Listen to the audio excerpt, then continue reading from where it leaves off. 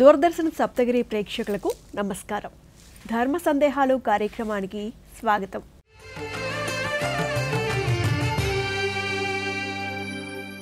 ప్రేక్షకులు తమ సందేహాలను పోస్ట్ ద్వారా గాని, ఈమెయిల్ ద్వారా గాని, ఫోన్ ద్వారా గాని పంపొచ్చు.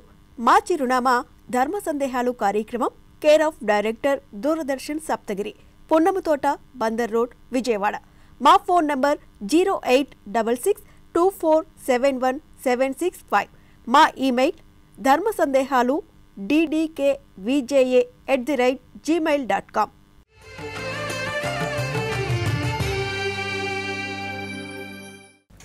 ధర్మో రక్షతి రక్షిత అంటే ధర్మాన్ని మనం రక్షిస్తే ఆ ధర్మమే తిరిగి మనల్ని రక్షిస్తుంది.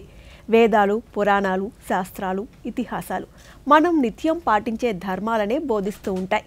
అలా పాటించడం వలన మన జీవితాన్ని ఎంతో అర్థవంతంగా జీవించగలుగుతాం.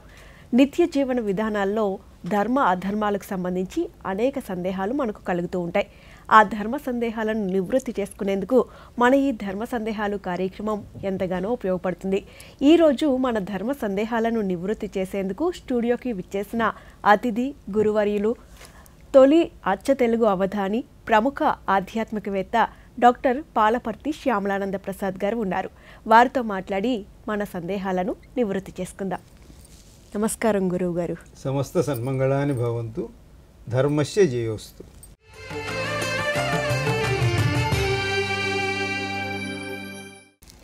గురువు గారు, మన మొదటి సందేహం రమేష్ గారు ఈమెయిల్ ద్వారా అడుగుతున్నారు.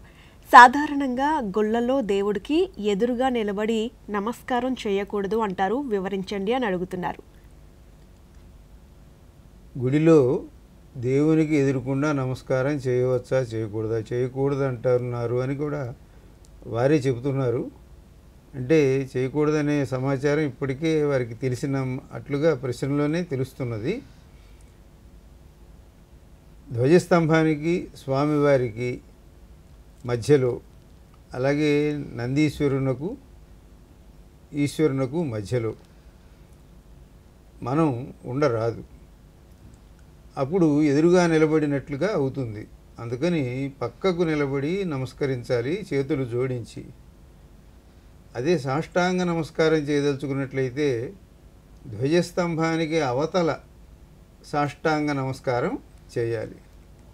అంటే బోర్లా పడి పురసా శిరసా దృష్ట్యా అని ఆ విధంగా శరీరంలో 8 చోట్లు నేలకు తగిలేటట్లుగా చేసేటువంటి నమస్కారాన్ని సాష్టాంగ నమస్కారము అంటారు. అదైతే ధ్వజస్తంభానికి అవతల చేయాలి. గుడి లోపల చేసేటప్పుడు కూడా మూల విరాట్కి ఎదురుగా ఉండకూడదు, మనం పక్కగా ఉండాలి. అంతవరకు తెలుసుకుంటే చాలు. అట్లా ఉండటం వలన వెనక వారికి ఇబ్బంది, అంతేకాకుండా ఆగమశాస్త్రం ప్రకారం ధ్వజస్తంభానికి స్వామివారికి మధ్యలో మనం ఉండరాదు అనేటువంటి నియమం స్పష్టంగా చెప్పబడింది. కాబట్టి కొంచెం పక్కగా నిలబడి నమస్కరించాలి. సరే గురువుగారు.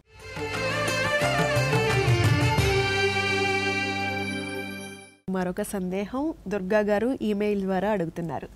కాశీకి వెళ్ళినప్పుడు ఇష్టమైన వాటిని విడిచిపెట్టమంటారు, ఎందుకు? అలా విడిచిపెట్టకపోతే దోషమా, తెలియజేయగలరు అని అడుగుతున్నారు. ఇది కూడా లోకంలో బాగా ప్రచారంలో ఉన్నటువంటి విషయం.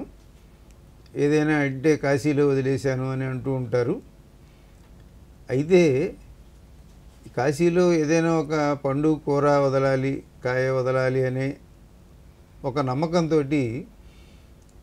వాళ్ళకి ఇష్టమైనది వదలలేక ఏదో ఒక పండు, అంటే ప్రపంచంలో ఎక్కడ అరుదుగా దొరికేది, ఎప్పటికీ దొరకనిది, అటువంటిది ఏదో ఒకటి వదిలేసి వస్తూ ఉంటారు. లేదు వంకాయ వదిలేసామంటారు. మీరు వదిలేసింది నల్ల వంకాయ, తెల్ల వంకాయ అంటే తెల్ల వంకాయ అయితే నల్ల వంకాయ కూర తినొచ్చని. ఇట్లా అంటే మన జిహ్వ చాపల్యాన్ని మనం చంపుకోవటం అనేటువంటిది ప్రధానమైతే, అట్లా కాకుండా మనం దేవుణ్ణే మోసం చేద్దామనే ఉద్దేశంతో మనం ఉంటాం. ఇంతకీ అసలు దీని ఉద్దేశం ఏమిటి అంటే, కాయాపేక్ష ఫలాపేక్ష లేకుండా చేయమని గంగలో స్నానం చేసి విశ్వేశ్వరుణ్ణి అడగడం అనేది దాని అసలు విషయం. అది సంస్కృత పదాలు అవి. కాయ అపేక్ష, ఫల అపేక్ష. కాయము అంటే దేహం. ఈ శరీరం మీద అపేక్ష ఉండకూడదు. మనం ఎంతసేపు ఈ శరీరాన్ని చక్కగా చూసుకోవడం అనే దాని మీదే కాలం గడపటం, ఇది ఈ శరీరం శాశ్వతం అనేటువంటి ఉద్దేశం, దీని మీద ఇష్టం ప్రేమ ఉండకూడదు, కాయాపేక్ష ఉండకూడదు. అలాగే ఒక పని చేసేటప్పుడు ఫలాపేక్ష ఉండకూడదు. అంటే పని చేయాలి. కర్మణ్యేవాధికారస్తే మా ఫలేషు కదాచన అని భగవద్గీతలో శ్రీకృష్ణ పరమాత్ముడు చెప్పాడు. ఒక పని మొదలు పెడుతూనే దీని వలన ఎంత లాభం వస్తుంది, ఎంత ఫలితం వస్తుంది అనే దృష్టి ఉండకూడదు.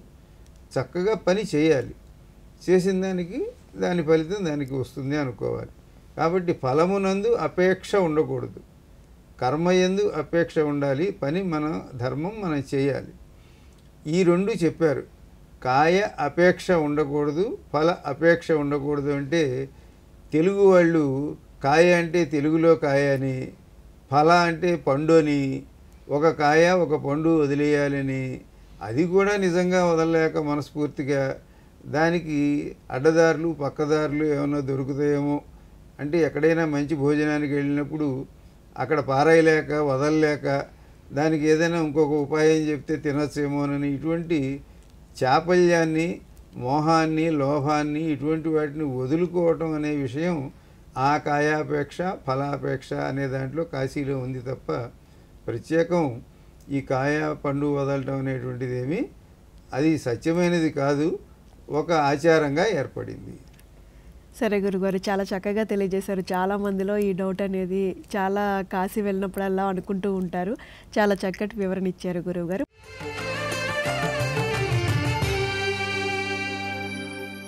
ప్రేక్షకులు తమ సందేహాలను పోస్ట్ ద్వారా గాని, ఈమెయిల్ ద్వారా గాని, ఫోన్ ద్వారా గాని పంపొచ్చు. మా చిరునామా ధర్మ సందేహాలు కార్యక్రమం, care of director, Doordarshan Saptagiri, Punnamathota, Bandar road, Vijayawada. మా ఫోన్ నంబర్ 08667171765. మా ఈమెయిల్ ధర్మసందేహాలు ddkvja@gmail.com.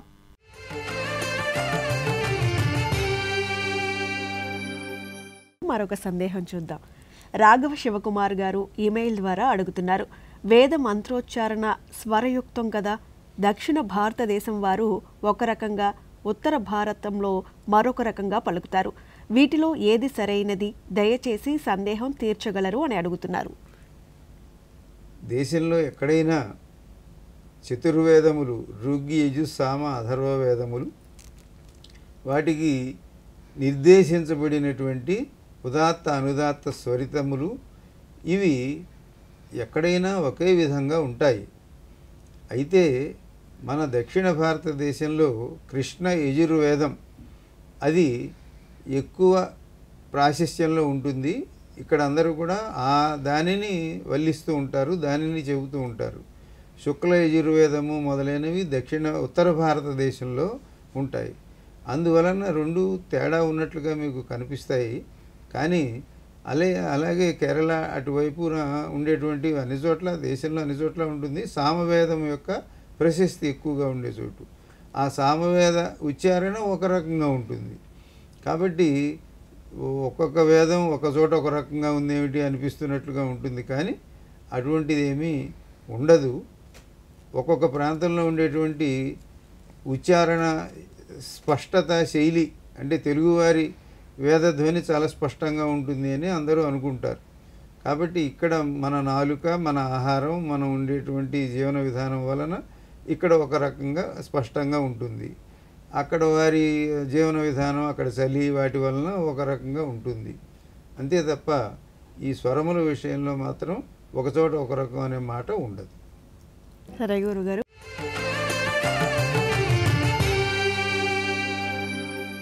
మరొక సందేహం చూద్దామండి. మద్దూరి భాస్కర్ గారు ఈమెయిల్ ద్వారా అడుగుతున్నారు. గురువు గారికి నమస్కారాలు. సీతాపహరణం ఎక్కడ జరిగింది? అది ఎక్కడ నుండి రావణ బ్రహ్మ సీతను అపహరించుకు వెళ్ళాడు? వివరించగలరు అని చెప్పి అడుగుతున్నారు. అయిపోయిన సీతాపహరణం గురించి మళ్ళీ ఇప్పుడు ఎక్కడ జరిగింది అని దాని గురించి అనవసరంగా ఆందోళన పడవలసిన అవసరం లేదు.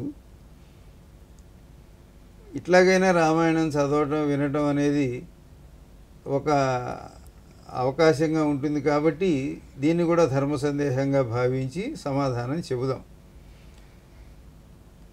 సీతాదేవిని భద్రాచలం దగ్గర పర్ణశాలలో అక్కడికి వచ్చి రావణాసురుడు తీసుకువెళ్ళాడు అని కొంతమంది, అలాగే నాసికా త్ర్యంబకంలో నాసిక దగ్గర వారి పర్ణశాలను నిర్మించుకుంటే అక్కడికి వచ్చి తీసుకువెళ్ళాడని, ఇట్లా ఒక్కొక్క ప్రాంతం వారు ఇక్కడే రావణాసురుడు ఎత్తుకెళ్ళాడు, ఇక్కడే సీతారాములు ఉన్నారు, ఇదే పర్ణశాల అని ఆ ప్రాంతం దేశీయమైనటువంటి వారి ఆ విశ్వాసంతో ఉంటూ ఉంటారు.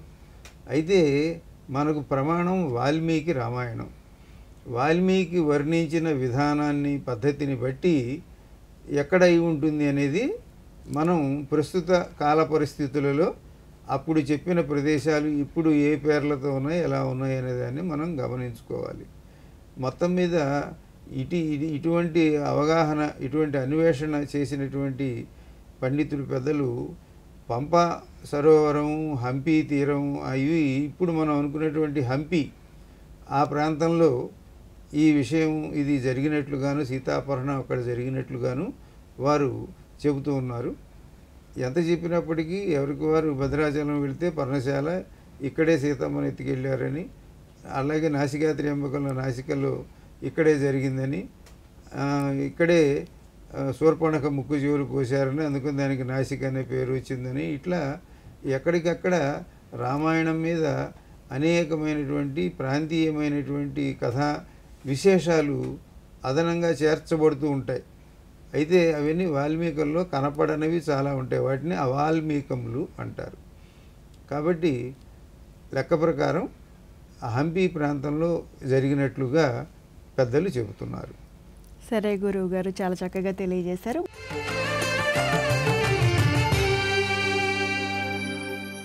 మరొక సందేహం చూద్దామండి. సోమనాథరావు గారు గుంటూరు నుండి ఈమెయిల్ ద్వారా అడుగుతున్నారు. పంచభూతాలను పూజించే ఆలయాలు ఎక్కడైనా ఉన్నాయా తెలియజేయగలరు, పంచభూతాల గురించి వివరించగలరు అని అడుగుతున్నారు. సోమనాథరావు గారు, పంచభూతాలకు ప్రత్యేకంగా ఆలయాలు ఉండవలసిన అవసరం లేదు. ఎందుకంటే పంచభూతాలు మన శరీరంలోనే ఉన్నాయి. పృథివీ, అప్పు, తేజో, వాయు, ఆకాశాలు. మన శరీరమే మట్టితో చేయబడింది, ఇది పృథివీ. మన శరీరం నిండా నీళ్లున్నాయి, రక్తం ఇదంతా జలం కాబట్టి అప్పు ఉన్నది. శరీరంలో అగ్ని ఉండబట్టే ఆకలి వేస్తోంది, తింటున్నాం, జఠరాగ్ని ఇవన్నీ ఉన్నాయి. అగ్ని వల్లనే కళ్ళు కనిపిస్తున్నాయి మనకి. అలాగే వాయువు ఉన్నది, ఆకాశం ఉన్నది. అంటే మనకు రక్తాల నరముల మధ్యన ఖాళీ ప్రదేశం ఉంటేనే రక్త ప్రసారం జరుగుతుంది, అది గడ్డగట్టిందంటే ఆగిపోతూ ఉంటుంది. కాబట్టి ఆకాశం మన శరీరంలోనే ఉన్నది. ఇవన్నీ మన పంచభూతాత్మకమైనదే మన దేహంగా, దీన్ని అందుకనే పాంచభౌతిక దేహం అంటూ ఉంటారు, పంచభూతములతో కూడినది అని. అలాగే మనకి బయటకు వస్తే గాలి ఉన్నది, ఆకాశం ఉన్నది, అగ్ని ఉన్నది, నీరు ఉన్నది, నేల ఉన్నది. కాబట్టి సృష్టి మొత్తం పంచభూతాత్మకం. అందువలన వాళ్ళకి ప్రత్యేకంగా వేరే గుడి కట్టవలసిన అవసరం లేదు. అయితే ఈ పంచభూతములు కూడా పరమేశ్వరుని యొక్క అవతారంగా చెప్పబడ్డాయి. యా సృష్టి స్రష్టురాద్యా వహతి విధిహుతం, యా హవిర్యా చహోత్రీ, ఏ ద్వే కాలం విధత్తః, శృతి విషయగుణాయా స్థితా వ్యాప్య విశ్వం, యామాహుః సర్వభూత ప్రకృతిరితి యయా ప్రాణినః ప్రాణవంతః, ప్రత్యక్షాభిః ప్రపన్నః తనుభిః అవతు వస్తాభిరష్టాభిరీశక. పరమేశ్వరునికి 8 శరీరాలు, అందులో 5 పంచభూతములు. ఈ పంచభూతముల తర్వాత యజ్ఞం చేసేవాడు, సూర్యచంద్రులు, ఇట్లా మొత్తం అంతా కలిపి 8 మందిగా 8 రూపాలుగా ఆయన శరీరం చెప్పబడింది. కాబట్టి పంచభూతములు శివరూపములు, పరమేశ్వర ఈశ్వర రూపములుగా మనకు పంచభూత లింగములు ఉన్నాయి దక్షిణ భారతదేశంలో. ఒకటి కాళహస్తిలో ఉన్నటువంటి స్వామివారు, కాళహస్తిలో ఉన్నటువంటిది ఒక ఈ అన్ని పంచభూతలింగములుగా ఏర్పడ్డాయి. కాబట్టి వీటికి ఆకాశలింగంగా చిదంబరంలో లోపలికి వెళితే ఏమీ కనపడదు, దాన్నే చిదంబర రహస్యం అంటూ ఉంటారు. అది ఆకాశలింగంగా చెప్పబడింది. అట్లాగే కంచిలో పృథ్వీలింగంగా చెప్పబడింది. మరి కాళహస్తిలో వాయులింగంగా చెప్పబడింది. జలలింగంగా మరి ఈ విధంగా చెప్పబడినటువంటివి అగ్నిగా అరుణాచలంలో చెప్పబడినవి పంచభూత లింగములుగా చెప్పబడ్డాయి. ఇవి 4 తమిళనాడులో ఉన్నాయి, ఒకటేమో మన ఆంధ్రప్రదేశ్లో ఉన్నది. వీటినే పంచభూత లింగములుగా చెబుతారు. అవే పంచభూత ఆలయములుగా మనం స్వామి రూపంలో దర్శించి పంచభూత దర్శనం చేసినట్లుగా భావిద్దాం. పంచభూతాలు మనలోనే ఉన్నాయి, మనతోనే ఉన్నాయి. గురుగారు పంచభూతాల గురించి చాలా చక్కగా తెలియజేశారు.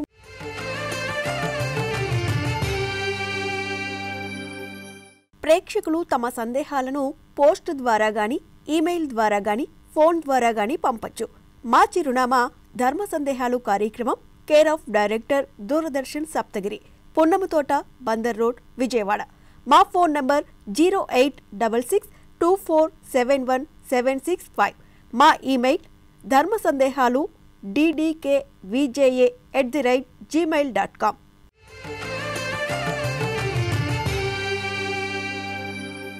మరొక సందేహం చూద్దాం.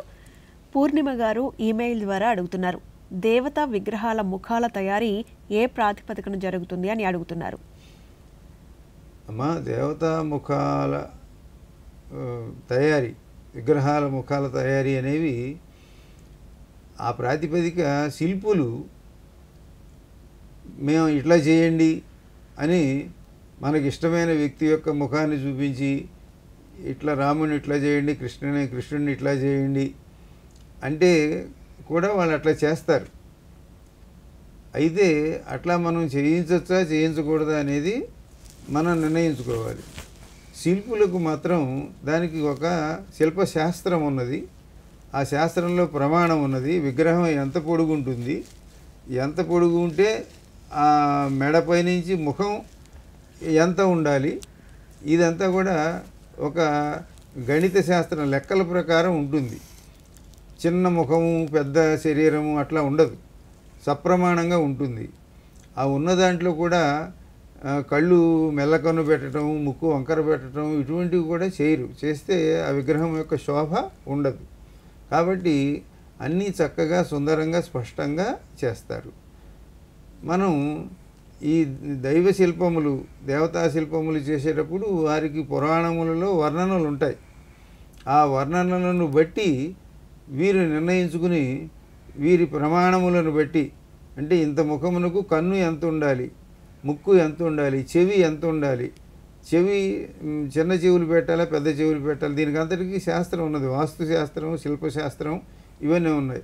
కాబట్టి కర్ణములు అంటే చెవులు ఎట్లా పెద్దగా పెట్టాలి, అలాగే కన్ను ఇక్కడ దాకా చెవి దాకా ఉండేటట్టుగా పెద్ద కళ్ళు పెట్టాలి. ఇటువంటివన్నీ సప్రమాణంగా అట్లా జరుగుతూ ఉంటాయి. కనుక ఆ ముఖంలో ఒక కళ కనపడాలి, ఒక నవ్వు, ఒక ఆకర్షణ ఇటువంటివి ఉండకపోతే ఈ ముఖం ఈ విగ్రహం చూడంగానే ఏం బాగుండలేదని అనుకోకూడదు భక్తులు. అటువంటి ప్రమాణంతో వారు చేస్తారు. గురువు గారు చాలా చక్కగా తెలియజేశారు.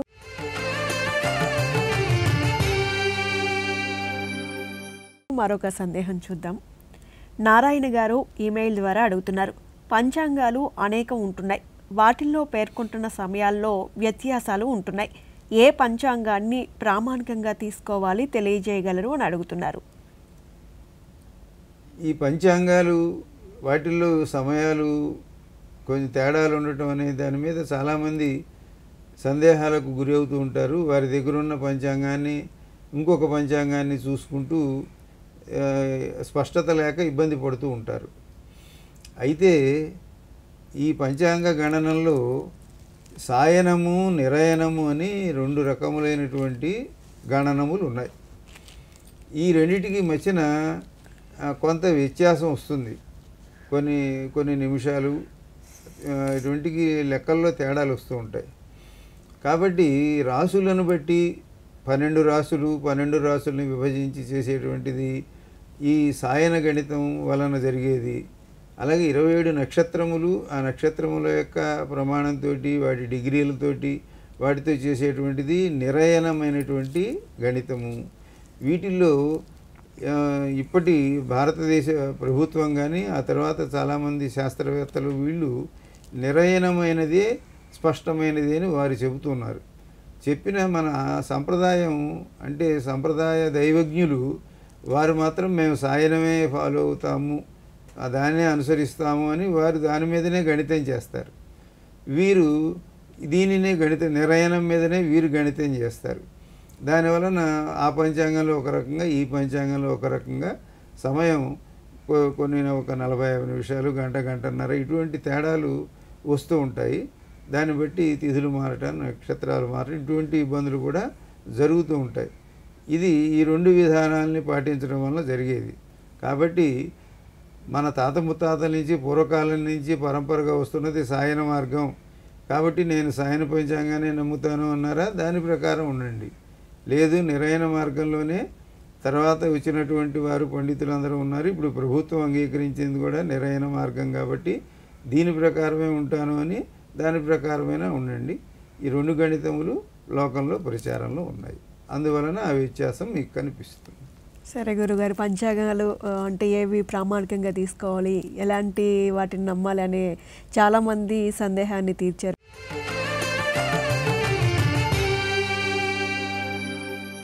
గురుగారు, మరొక సందేహం చూద్దాం. బాబు ఈమెయిల్ ద్వారా అడుగుతున్నారు. గురువు గారికి నమస్కారం. శివుని మెడలో పుర్రెల మాల, బ్రహ్మదేవుని పుర్రెలు అంటారు కదా, మరి అమ్మవారి మెడలో పుర్రెల మాలని ఏమంటారు? అమ్మవారి మెడలో ఉండే పుర్రెల మాలకి ఏమైనా చరిత్ర ఉందా? ఉంటే చెప్పండి అని అడుగుతున్నారు. బాబు, మీరు అడిగిన ప్రశ్నలో ఈ పుర్రెల గురించిన సమాచారంలో శివుని మెడలో ఉండేవి మొత్తం బ్రహ్మపుర్రెలు కాదు. వారి చేతిలో ఉండేది బ్రహ్మ కపాలం. ఈశ్వరుడు భిక్షాటనం చేసేది బ్రహ్మ కపాలంతో చేస్తాడు. 5 తలలు ఉన్నటువంటి బ్రహ్మదేవుడు ఒక వేదస్వరం తప్పు చెప్పినప్పుడు స్వామివారికి కోపం వచ్చి వేలుతో ఇట్లా అంటే ఆ తలకాయ ఎగిరిపోయింది. అందువలన ఇప్పుడు మనకి బ్రహ్మదేవుడు 4 తలకాయలతోనే కనిపిస్తున్నాడు. 5వ తలకాయకి పుర్రె ఉంటుంది కదా, ఆ బ్రహ్మకపాలం ఆ ఈశ్వరుని చేతికి అంటుకుంది. ఆయన చేతికి ఇప్పటికే ఇది వదలకుండా ఉంది. వదలటం లేదు కదా అని ఈయన తెలివిగా ఏం చేశాడంటే దానినే ఒక దొన్నెలాగా, ఒక గిన్నెలాగా వాడుకోవటం మొదలుపెట్టాడు. ఆయన భిక్షాటనం ఎప్పుడు చేస్తూ ఉంటాడు కాబట్టి దానికి వేరే పాత్ర వెతుక్కోకుండా ఇట్లా పట్టుకుని భవతి భిక్షాందేహి అంటే ఆ పురిలో వేసిందే ఆయన దాన్ని ఆ విధంగా ఉపయోగించుకుంటున్నాడు. కాబట్టి ఆ విధంగా ఈశ్వరునకు బ్రహ్మహత్యా దోషం వచ్చిందని తలకాయ తీసేయడం వలన అది ఆ బ్రహ్మ కపాలంలో అక్కడికి వెళ్ళినప్పుడు ఆ చేతికి అంటుకున్న ఆ కపాలం ఊడి పడిందని ఇటువంటివి మనకు పౌరాణికమైన కథ విశేషాలు ఉన్నాయి. ఇప్పుడు మీరు అడిగినటువంటివి ఈశ్వరుని మెడలో ఉన్నటువంటి కపాలములు, అమ్మవారి మెడలో ఉన్న కపాలములు, అవి ఎవరివి, ఇవి ఎవరివి అనేదాన్ని పౌరాణికంగా కొంత సమాచారం అందించుకుంటే మీకు ఒక స్పష్టత వస్తుంది. కాబట్టి ఈశ్వరుని మెడలో ఉండేటువంటివి 108 ఈ పుర్రెలు, ఇవి అమ్మవారి యొక్క పుర్రెలు అని మనకు పురాణ విశేషం. అమ్మవారు యుగానికి కల్పానికి మార్పు చెందుతూ ఉంటారు. అప్పుడు ఆ అమ్మవారి దేహం చాలించినటువంటి ఆ పుర్రె ఈశ్వరుని దగ్గరికి వస్తూ ఉంటుంది. అది ఆమె అడిగింది. పార్వతీదేవి ఒకసారి పరమేశ్వరుని అడిగితే ఈ పుర్రెలు ఎక్కడ వెండి, ఏమిటి ఈ పుర్రెలు అని అడిగితే ఈ పుర్రెలన్నీ నీవేనన్నట్టు. ఆయన నీవేనంటే గత జన్మలలో నీ పుర్రెలన్నీ నా దగ్గరికి వస్తూ ఉంటాయి. ఇప్పటికి 107 అయినాయి, ఇంకొక పుర్రె ఉంటే 108 అని సతీదేవి అడిగినట్లుగా ఒక కథ ఉన్నది. అప్పుడు 108 కావటం కోసమని సతీదేవి ఆ దక్షయజ్ఞం సందర్భంలో ఆవిడ ఆత్మాహుతి చేసుకున్నదని, అప్పుడు అది 108వ పుర్రె అయిందని చెబుతూ ఉంటారు. ఈ విధంగా ఈశ్వరుని మెడలో ఉన్నటువంటివన్నీ కూడా అమ్మవారి యొక్క వివిధ జన్మల యొక్క పుర్రెలుగా చెప్పబడ్డాయి. అమ్మవారి మెడలో ఉండేవి కాళికామాతగా ఉన్న తల్లి మెడలో 54 పుర్రెలు ఉంటే అవి వివిధ రాక్షసులను సంహరించినటువంటి వాటికి గుర్తుగా, వాటి చిహ్నంగా అమ్మ మెడలో ఆ హారములను, ఆ పుర్రెలను ధరిస్తుంది అని చెబుతూ ఉంటారు. ఆ విధంగా ఇద్దరికి కూడా ఉన్న హారముల యొక్క, పుర్రెల హారముల యొక్క విశేషాలను సంక్షిప్తంగా ఇప్పటికి ఇలా చెప్పుకుందాం. చాలా చక్కగా చెప్పారు గురువుగారు.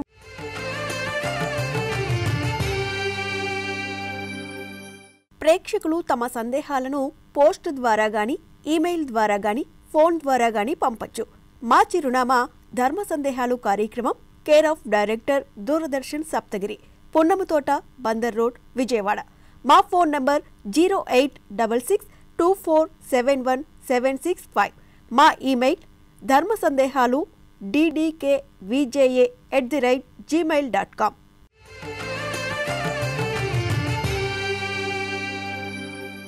మరొక సందేహం చూద్దాం. వాగ్దేవి గారు హైదరాబాద్ నుంచి రాస్తున్నారు. దైవ దర్శనం తర్వాత గుళ్ళో తప్పకుండా కూర్చోవాలి అంటారు, ఎందుకు తెలియజేయండి అని అడుగుతున్నారు.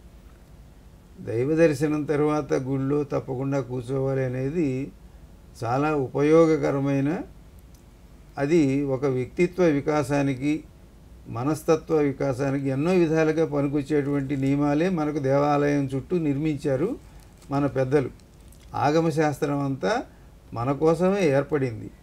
దేవాలయం యొక్క పొడుగు వెడల్పులు, వైశాల్యం ఏది ఎంత ఉండాలి, మనం ఎట్నుంచి ప్రవేశించాలి, ప్రదక్షిణం ఎట్లా చేయాలి, ఇట్లా ప్రతిదీ కూడా చాలా లెక్కల ప్రకారం అంతా కూడా గణిత శాస్త్రం లెక్కతో తీసిపెట్టారు. అవన్నీ కూడా మన క్షేమం కోసమే చేశారు. మనం దేవాలయంలో ప్రదక్షిణాలు చేయటం వలన మనకు ఆరోగ్యం లభిస్తుంది. అలాగే ధ్వజస్తంభ దర్శనం, ఈ సృష్టిలో ఉన్నటువంటి నిరాకారమైన పరబ్రహ్మమును మనం సాకారంగా దేవాలయంలోకి తీసుకొస్తున్నాం. ఆ తీసుకురావటం అంటే ఆ కాంతి, ఆ వెలుగు, ఆ తేజస్సుని ఆ గర్భాలయం పైన ఉండేటువంటి కలశంలో నుంచి లోపలికి వచ్చేటట్లుగా కలశాన్ని అట్లా పెడతాం. ఆ కలశంలో నుంచి లోపల ఉండేటువంటి మూల విరాట్టు పైకి ఆ కాంతి ప్రసరించి మనం ఒక శిల్పాన్ని శిలగా చేసే శిలను శిల్పంగా చేస్తే అందులోకి ఆ కాంతి ప్రసరిస్తుంది. మూల విరాట్టుకి పైకి ఆ పరబ్రహ్మం, ఆ కింద మనం పెట్టినటువంటి యంత్రం కానీ చేసిన అనుష్ఠానం, వీటన్నిటి చేత ఆ విగ్రహానికి ఆకర్షించే శక్తి లభిస్తుంది. అందువలన విశ్వం అంతా వ్యాపించి ఉన్నటువంటి ఆ విశ్వశక్తిని లోపలికి తీసుకుంటుంది. కాబట్టి దానిని మనం దగ్గరికి వెళ్ళి దండం పెట్టడం ద్వారా మనం పొందుతాం. అంటే దేవాలయం అంతా కూడా ఒక అనుకూలమైన తరంగములు వ్యాపించి ఉంటాయి. మనం ఎటువంటి కష్టాల్లో, దుఃఖాల్లో, ఎటువంటి అనారోగ్యంతో వెళ్ళినా ఆ ప్రాంగణంలోకి వెళ్ళేసరికి ఆ కిరణముల యొక్క ప్రసారం చేత, ఆ తరంగముల యొక్క ప్రసారం చేత మనకు మనస్సు కుదుటపడుతుంది, మనస్సు ఏకాగ్రమవుతుంది, మన కష్టాలు మరిచిపోతాం, మన దుఃఖాలు మరిచిపోతాం. దేవాలయ నిర్మాణంలో అంత రహస్యం ఉన్నది. కాబట్టి మా ఇంట్లో ఫోటో ఉంది, దండం పెడతాను, నేను ఎక్కడికి బయటికి వెళ్ళను అనకూడదు. తప్పకుండా దేవాలయానికి వెళ్ళి తీరాలి. ఎందుకంటే కొన్ని సంవత్సరాలకు పూర్వం దానికి ఎంతో అనుష్ఠానం జరిగి అది అక్కడ ప్రతిష్ఠించబడిన దాని ప్రభావం చేత ఈ విశ్వశక్తి ఒక చోటకు చేరుకుంటుంది, మనకి దగ్గరకు వస్తుంది, మనం దాని ఫలితాన్ని పొందుతాం. మన అనుకూల స్పందనల చేత మన దుఃఖాలను తొలగించుకుంటాం. అందువలన పరిగెత్తుకుని గుళ్ళోకి వెళ్ళి దండం పెట్టుకుని మళ్ళీ పరిగెత్తకుండా కూర్చోవాలి. ఎందుకంటే మనకు యోగము, ధ్యానము ఏదైనా సరే స్థిర సుఖమాసనం అని స్థిరంగా సుఖంగా కూర్చుంటేనే ఎప్పుడైనా మన బుద్ధి సరిగ్గా పనిచేస్తుంది. కూర్చోవాలి. మనం దేవుడి సన్నిధిలో కూర్చున్నాం అనే ఒక జ్ఞానం మనకు అప్పుడు ఉంటుంది. అప్పుడు మనం భగవంతుడిని ప్రార్థించాలి. మనం నాకు ఆరోగ్యాన్ని ఇమ్మని మనం కోరుకోవాలి. ఏమనంటే అనాయాసేన మరణం, వినాదైన్యేన జీవనం, దేహాంతే తవ సన్నిధానం, దేహిమే పరమేశ్వర అని అనుకుని కూర్చోవాలి. ఊరికే కూర్చుని మళ్ళీ వేరే సినిమా కబుర్లు చెప్పుకోకూడదు. ఆయాసం లేకుండా దేహాన్ని వదులుకోవాలి. ఎవరైనా పోవలసిన వాళ్ళమే కాబట్టి మరీ నెలల సంవత్సరాల తరబడి ఆసుపత్రిలో ఉండి లక్షలకు అన్నీ ఖర్చు పెట్టి ఇంత బాధలు పడకుండా తేలిగ్గా వెళ్ళిపోవాలి. అనాయాసేన మరణం. బతికున్నప్పుడు వాళ్ళని వీళ్ళని అడుక్కు తింటూ వాడిస్తాడా వీడిస్తాడా ఇటువంటి దైన్యం లేకుండా పచ్చడి మెతుకులు తిన్నా దర్జాగా బతకాలి. ఈ రెండు ఇవ్వయ్యా, పోయిన తర్వాత నీ దగ్గరికి చేర్చుకోవయ్యా అని అనుకుని కూర్చుని లేచి రావాలి. అప్పుడు బయటకు వచ్చాక కూడా దాని ప్రభావం మన పైన ఉంటుంది. మనం దర్జాగా బతుకుతాం, హాయిగా బతుకుతాం, దుఃఖరహితంగా బతుకుతాం. అందుకోసం దేవాలయంలో కూర్చుని రావాలి. గురువుగారు, దైవ దర్శనం తర్వాత గుళ్ళో కూర్చోవాలి అని అనుకుంటారు, కానీ చాలామందికి ఈ విషయం తెలియదు. ఈ సమాధానం ద్వారా ఎంతోమంది ఈ సందేహానికి సమాధానం తెలుసుకుని ఉంటారు గురువుగారు.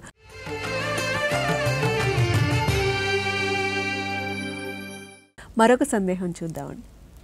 ప్రసాద్ గారు తిరుపతి నుంచి అడుగుతున్నారు. శివాలయానికి వెళ్ళినప్పుడు శివుడి దర్శనం నంది కొమ్ముల మధ్య నుండి చూడాలంటారు.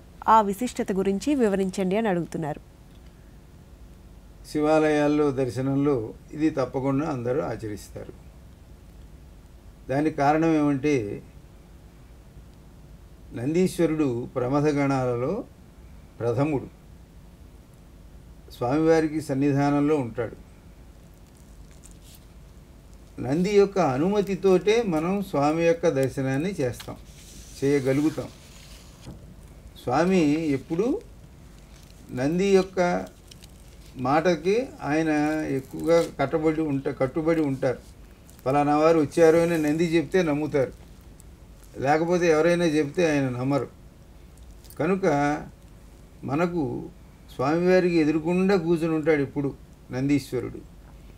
కనుక ఆ నందీశ్వరుని యొక్క 2 శృంగములు, వాటిని మనం కుడి చేత్తో పెట్టి మధ్యలో నుంచి చూడటం అనేది ఒక మన దృష్టికోణాన్ని ఏకాగ్రం చేస్తుంది.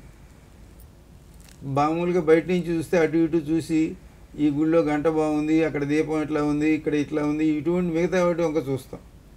ద్రోణుడు అర్జునుడికి ఎట్లాగైతే ఆ పక్షి యొక్క కన్ను కనపడిందా అని అడిగాడో ఆ విధంగా మనం ఈశ్వర దర్శనం చేయాలి. ఎందుకంటే నిరాకారమైన పరబ్రహ్మం లింగ రూపంలో సాకారమైంది. అటువంటి ఆ సాకారమైన పరమేశ్వరుడిని మనం సూటిగా స్పష్టంగా వేరే వాటితో మనకు సంబంధం లేకుండా చూడాలంటే చక్కగా నంది కొమ్ముల మధ్యలో నుంచి చూస్తే ఇంకా వేరే ఏమీ కనపడదు. సూటిగా శివలింగమే కనపడుతుంది, స్వామి దర్శనమే అవుతుంది. నందీశ్వరుడు కూడా సంతోషిస్తాడు. నందీశ్వరుణ్ణి ఎడమ చేత్తో నిమిరి ఈ కుడి చేత్తో చూస్తూ నందీశ్వరుని కుడి చెవి దగ్గర, స్వామి నేను వచ్చాను, నా కోరిక ఇది, నాకు ఫలానాది తీర్చిపెట్టమని స్వామివారికి చెప్పబోయా అని కూడా చెవిలో చెబుతూ ఉంటారు కొంతమంది. అప్పుడు వెంటనే నందీశ్వరుడు స్వామివారికి ఈ విషయాన్ని తెలియజేస్తూ ఉంటాడు. ఆ విధంగా మనం కేవలం ప్రభువునే కాకుండా, అంటే ఆయన యజమానినే కాకుండా ఆయన దగ్గర పనిచేసి ఆయన దగ్గర ఉండేవారు కూడా వారి వల్లనే మనకు తొందరగా పనులు అవుతాయి. లేకపోతే వారు ఆయన లోపల రమ్మన్నా కూడా వీళ్ళు మళ్ళీ రమ్మన్నారని చెప్పరు.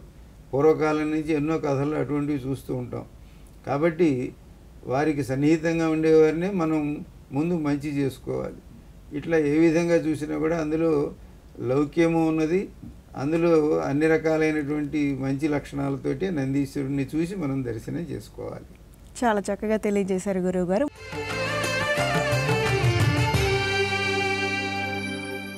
మరొక సందేహం చూద్దాం.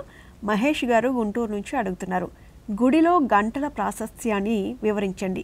గుడిలో గంటలు ఎందుకు మ్రోగిస్తారు అని అడుగుతున్నారు. గుడిలో గంటలు అది కూడా తప్పనిసరి. గంట ఉన్నా పర్వాలా లేకపోయినా పర్వాలా అనడానికి వీల్లేదు. మన పూజా మందిరంలో కానీ దేవాలయంలో కానీ తప్పకుండా ఘంటానాదము అనేది ఉండి తీరాలి. ఎందుకని అంటే ఆ గంటను తయారు చేయటం కూడా, దాన్ని తయారు చేసేందుకు వాడే లోహములు, వాటిల్లోంచి వచ్చేటువంటి ధ్వని, ప్రతిధ్వని, వీటన్నింటిలోనూ కూడా మనలో అనుకూల స్పందనలు కలగజేసేటువంటి ధ్వని ప్రభావం ఉంటుంది. మనం ధ్వని వలన మన ఏకాగ్రతను కోల్పోతాం. కొన్ని ధ్వనులు వినిపిస్తే దాన్ని ధ్వని కాలుష్యం అంటాం. కొన్ని ధ్వనుల వలన అంటే చక్కని సంగీతం విన్నా, వేదం విన్నా, మంత్రం విన్నా మన మనస్సు ఏకాగ్రం కుదుట పడుతుంది. దానికి ఇంక ధ్వనే కారణం, దీనికి ధ్వనే కారణం. కాబట్టి చక్కని మంచినీళ్ళు, ఆరోగ్యకరమైన నీళ్ళు తాగితే ఉత్సాహం, ఆరోగ్యం వస్తుంది. మురికి నీళ్ళు తాగితే రోగాలు వస్తాయి. కాబట్టి ఈ వాయు కాలుష్యం, జల కాలుష్యం, ధ్వని కాలుష్యం ఇవన్నీ కూడా మంచిగా ఉంటే మంచివి, చెడ్డగా ఉంటే చెడ్డవి. కాబట్టి దేవాలయంలో మనం పొందేటువంటి లాభాల్లో ధ్వని లాభం ఒకటి. ఘంటారావం ద్వారా, ఆ గంటను మోగించటం ద్వారా మనం 3 సార్లు కొట్టండి, స్వామికి మనం వచ్చినట్టుగా తెలుస్తుంది. ఆగమార్థంతు దేవానం, ఈ ఘంటా ధ్వని విని దేవతలందరూ అక్కడికి వస్తారు అని మనకు ఆగమశాస్త్రం చెబుతున్నది. నిర్గమార్థంతు రక్షసాం, ఈ ఘంటాధ్వని వినపడంగానే అక్కడికి వచ్చిన రాక్షస గణాలు పారిపోతాయి. పిశాచాలు, రాక్షసులు అందరూ సృష్టిలో తిరుగుతూ ఉంటారు. అందరూ నిరాకారంగా తిరుగుతూ ఉంటారు అనుకోండి. ప్రతి వాళ్ళు మనతో పాటు వస్తూ ఉంటారు, మనని తిరుగుతుంటారు. మనం ఎవరికి లొంగితే వాళ్ళు మనని చెడగొట్టేవాళ్ళు చెడగొడతారు, బాగు చేసేవాళ్ళు బాగు చేస్తారు. కాబట్టి మన పిశాచాలను వదిలించుకోవాలి, దేవతల్ని మనం ఆహ్వానించుకోవాలి. కాబట్టి మన ఇంట్లో ఏ పూజ చేసినా కూడా ఉత్తిష్టంతు భూత పిశాచాః ఏతే భూమి భారకాః ఏతేషాం అవిరోధేన బ్రహ్మకర్మ సమారభే అంటాం. కాసి నీళ్ళు అట్లా చల్లుకుంటాం మనం. అంటే దీని వలన ఇక్కడ ఉన్నటువంటి భూత పిశాచాలు వెళ్ళిపోవుగాక, పారిపోవుగాక అని. అవి చచ్చిపోగాక అనడానికి వీల్లేదు, అవి చావవు. ఈ లోకంలో మంచి చెడు ఎప్పుడూ ఉంటూనే ఉంటాయి. అయితే మనం చెడుని దూరంగా చూసి మంచిని అందుకునేటువంటి ప్రయత్నం మనం చేస్తూ ఉండాలి. అందుకోసం ఆ విధంగా భూత పిశాచాలని దూరంగా తొలగించాలంటే దేవాలయంలో ఘంటా ధ్వని చేయాలి. ఆ ఘంటారావం చేత స్వామివారికి అది వినిపిస్తుందని, మనం వచ్చినట్లుగా తెలుస్తుందని, ఇవన్నీ కూడా మన ఒక ఏకాగ్రతను కలిగించేటువంటి విషయాలు.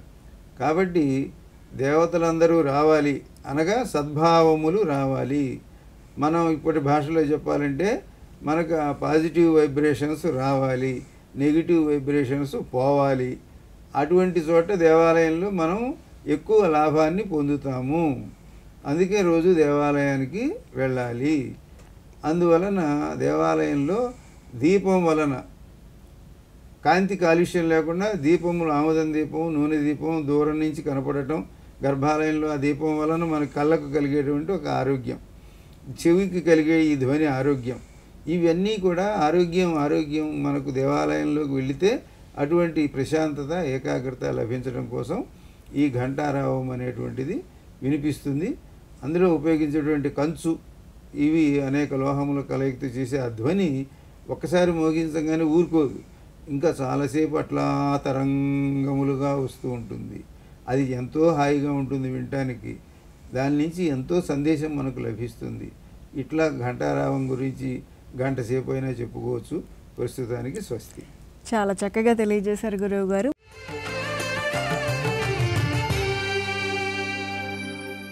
ప్రేక్షకులు తమ సందేహాలను పోస్ట్ ద్వారా గాని, ఈమెయిల్ ద్వారా గాని, ఫోన్ ద్వారా గాని పంపొచ్చు. మా చిరునామా ధర్మ సందేహాలు కార్యక్రమం, care of director, Doordarshan Saptagiri, Punnamathota, Bandar road, Vijayawada. మా ఫోన్ నంబర్ 08666247175. మా ఈమెయిల్ ధర్మసందేహాలు ddkvja@gmail.com.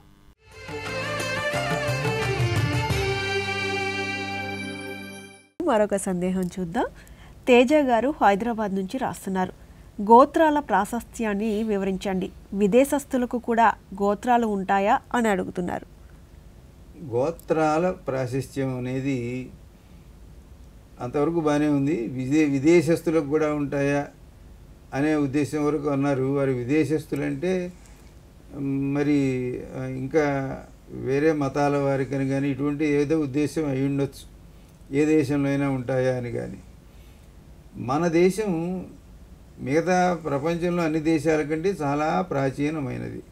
మన పంచాంగంలో మన ఈ సృష్టి ఆరంభం 195 కోట్ల సంవత్సరాలకు ముందు జరిగినట్లుగా చూపించబడుతుంది.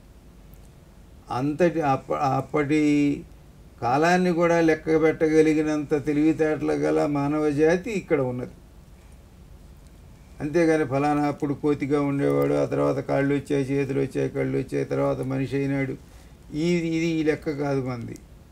కాబట్టి అంతకాలం నుంచి ఉన్నటువంటి ఈ దేశంలో ప్రతిదాన్ని వీళ్ళు పరిశోధించిన కారణంగా దేనికైనా ఒక పరిష్కారం అనేది కనుక్కున్నారు. ఆ కనుక్కున్న కారణంగా ఈ సందర్భంలో వారు చేసినటువంటి పని, కాబట్టి ఇన్ని కోట్ల సంవత్సరాల నుంచి మానవుడు తరతరాలుగా పుడుతూ వస్తున్నారు, ఒకరి నుంచి ఒకరికి. కాబట్టి ఒక్కొక్కరి శరీరంలో ఒక్కొక్క రక్తనాళాల్లో లేకపోతే వారిలో ఒక రకమైన జీవన విధానం అనేది ఏర్పడి ఉంటుంది. అంటే కొంతమందికి ఇప్పుడు మనం ఇప్పటి భాషలో అంటే చక్కెర వ్యాధి, ఇంకా రక్తపోటు, ఇటువంటివి మీ తాతగారికి ఉందా, మీ నాన్నగారికి ఉందా అని అడుగుతూ ఉంటారు డాక్టర్లు. ఇట్లాంటివి ఒక రకమైన మనోవికారములు, శారీరకమైన అనారోగ్యములు, ఇవన్నీ తరతరాలుగా వస్తూ ఉంటాయి. కాబట్టి వీళ్ళు ఒకే రకమైన వాళ్ళకి మధ్యన కనుక పెళ్ళిళ్ళు జరిగినట్లయితే దానివలన తర్వాత రాబోయే తరం ఇంకా అనారోగ్యంగా పుడతారు అనేటువంటిది ఇప్పుడు ఎట్లాగూ చెబుతున్నారు మనకి. అంటే మేనరికాలు పనికిరావు, దానివల్ల ఇటువంటి మనోవికారాలు ఇటువంటివి వచ్చేటువంటి వైకల్యం వచ్చేటువంటి అవకాశం ఉందని చెబుతున్నారు. ఇటువంటివి రాకుండా ఉండటం కోసం అనేది ఒక ఋషి పరంపరలో, ఆ పరంపరలో మేము ఫలానా ఋషి యొక్క పరంపరలో వస్తున్నాము అనేది మనం గుర్తుపెట్టుకుంటే అదే గోత్రం అవుతుంది. కాబట్టి ఇదే ఋషి పరంపర కలిగినటువంటి అమ్మాయి అబ్బాయి వారికి వివాహం జరిగినట్లయితే ఇటువంటి ఇబ్బందులు ఏర్పడే అవకాశం ఉన్నది. కనుక ఆ ఇబ్బందులు లేకుండా చేయడం కోసమని ఈ గోత్రములు, వేరే వేరే గోత్రములు వారు పెళ్లి చేసుకోవడం అనేవి గోత్రములు అనేవి అందుకోసం ఏర్పడ్డాయి. మీరు అడిగిన ప్రశ్నలో పెళ్ళిళ్ళ గురించి లేవు, గోత్రాల గురించి అడిగారు. కాబట్టి అందుకోసం మన పరంపర ఒకటి తెలియజేయడం కోసం గోత్రములు అనేవి ఏర్పడ్డాయి. ఎట్లాగంటే ఇప్పుడు చెప్పుకున్నట్టుగా డాక్టర్ గారు మీకు ఉందంటే మీ అమ్మా నాన్నకు ఉందా, మీ తాతగారికి ఉందా అని అడుగుతున్నారు కదా, అదే గోత్రం అంటే. అట్లా మన తాత ముత్తాతల నుంచి తరతరాల మనం గోత్రం గుర్తుపెట్టుకుంటున్నాం అనమాట.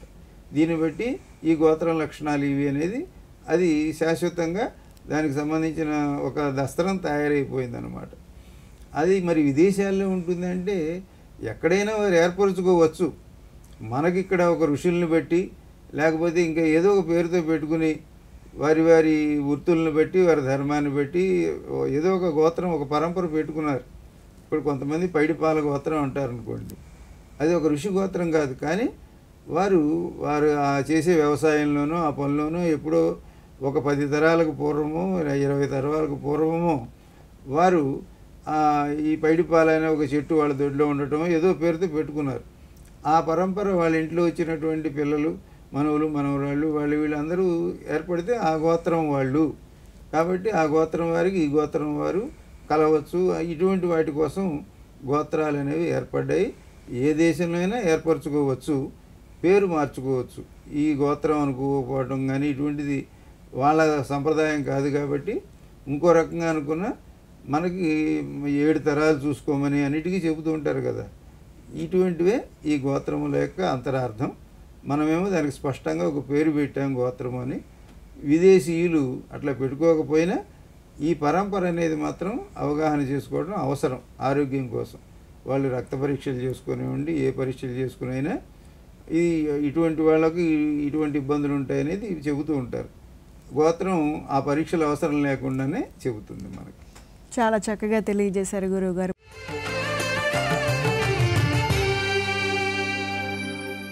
మరొక సందేహం చూద్దాం. దుర్గా గారు భీమవరం నుంచి అడుగుతున్నారు, గరుడ పురాణం ఇంట్లో చదవవచ్చా, తెలియజేయగలరు, విధానం ఏదైనా ఉందా అని అడుగుతున్నారు. అమ్మా, మంచి ప్రశ్న అడిగారు. గరుడ పురాణం ఇంట్లో చదువుకోవచ్చు. అనవసరంగా దాని గురించి భయపడి అది ఎక్కడైనా ఎవరింట్లో ఎవరైనా మరణించినప్పుడు ఆ 10 రోజుల్లో కూర్చుని కొంచెం గరుడ పురాణం చెప్పించుకోవడం, వినడం, ఇటువంటిది ఒక ఆచారంగా ఏర్పడింది. అది దురాచారం కాదు, కానీ సదాచారం అనడానికి వీళ్ళు. సదాచారం ఎందుకంటే మొత్తం గరుడ పురాణం 2 భాగాలుగా ఉంది. అందులో పూర్వభాగం మనకు పనికొచ్చేటువంటి ఎన్నో విశేషాలతో ఉన్నది. పూర్వకాండ అంటారు, దీన్ని ప్రేతకాండ అంటారు. ప్రేతకాండ మాత్రమే ఇటువంటి సమయంలో, అంటే ఒక ఇంట్లో ఏదైనా జరిగినప్పుడు అక్కడ కూర్చున్న బంధుమిత్రులందరూ కూడా వినటం కోసం ఈ ప్రేతకాండ మాత్రమే అటువంటి సమయంలో చదవండి అని ఒక నిర్ణయం చెప్పారు. అంతేగాని ఇంకా గరుడ పురాణం ఎక్కడ చదవకూడదు, అసలు ఇంట్లో ఉండకూడదు, దాని వంక చూడకూడదు, దాని పేరు కూడా పలకకూడదు, ఇట్లా పిచ్చి భయాలు ఎక్కువగా పెట్టుకుని అద్భుతమైనటువంటి పురాణం అది. సాక్షాత్తు శ్రీమన్నారాయణుడు గరుత్మంతునికి చెప్పాడు. మిగతా పురాణాలన్నీ వ్యాసుడు ఇంకోళ్ళకి చెప్పారు, ఇట్లా ఉన్నాయి. కానీ ఇది సాక్షాత్తు నారాయణుడు గరుత్మంతుడికి చెప్పినటువంటి గొప్ప పురాణంలో ఎన్నెన్నో అద్భుతమైన విషయాలు ఉన్నాయి. రత్నశాస్త్రం ఉన్నది, ఔషధ వైద్య శాస్త్రం ఉన్నది, అనేక శాస్త్రాలు ఉన్నాయి. ఇవన్నీ మనకి పూర్వకాండలో ఆచారకాండలో ఉన్నాయి.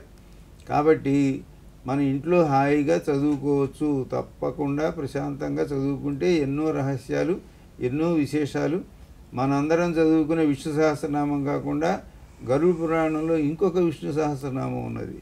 ఇట్లా ఎన్నో అద్భుతమైన విశేషాలు, రహస్యాలు గరుడ పురాణంలో ఉన్నాయి. కాబట్టి ప్రేతకాండ మాత్రమే, అంటే మనం తప్పులు చేస్తే ఎటువంటి శిక్షలు విధిస్తారు, మనం పోతే ఎక్కడి నుంచి ఎక్కడికి పోతాం, ఇటువంటి ఈ విభాగము విధానము అంతా ప్రేతకాండలో చెప్పబడింది. ఆ 10 రోజులు ఊరికే కూర్చోకుండా ఇదంతా వింటే మళ్ళీ తర్వాత మనం తప్పులు చేయకుండా ఉంటాం, బుద్ధిగా ఉంటామని ఆ సమయంలో వినండి అని చెప్పారు తప్ప అప్పుడు తప్ప వినకూడదనే మాట ఏమీ లేదు.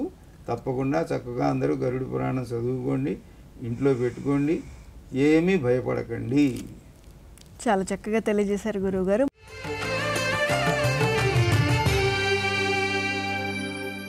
మరొక సందేహం చూద్దాం.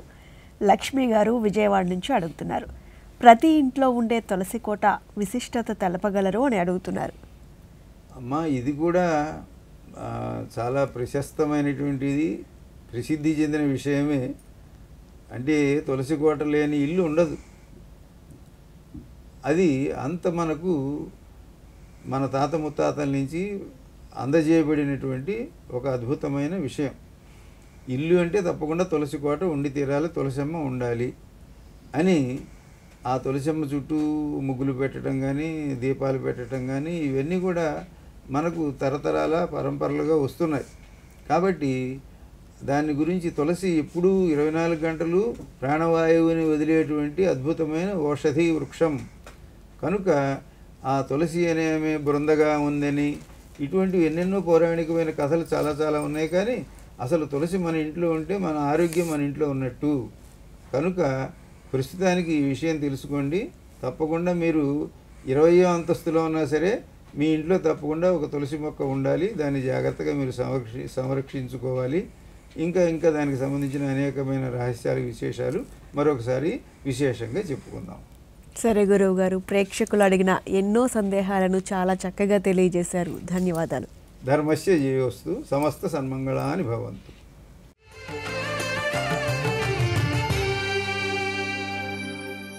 ప్రేక్షకులు తమ సందేహాలను పోస్ట్ ద్వారా గాని, ఈమెయిల్ ద్వారా గాని, ఫోన్ ద్వారా గాని పంపొచ్చు. మా చిరునామా ధర్మ సందేహాలు కార్యక్రమం, care of director, Doordarshan Saptagiri, Punnamathota, Bandar road, Vijayawada. మా ఫోన్ నంబర్ 08667171765. మా ఈమెయిల్ ధర్మసందేహాలు ddkvja@gmail.com.